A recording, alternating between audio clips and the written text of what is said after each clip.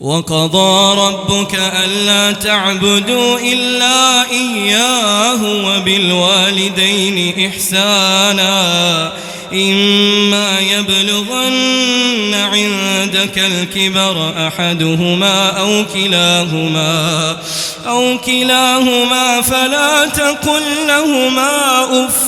فلا تقل لهما أف ولا تنهرهما وقل لهما قولا كريما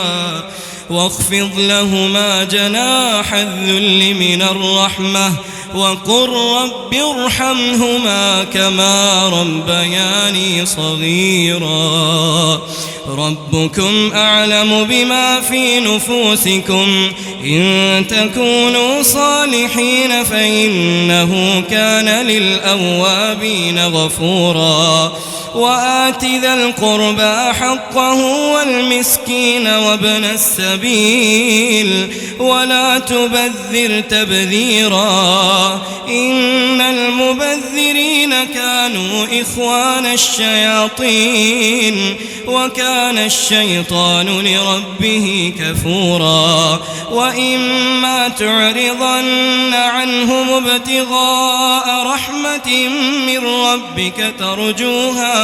ترجوها فقل لهم قولا ميسورا ولا تجعل يدك مغلولة إلى عنقك ولا تبسطها كل البسط فتقعد ملوما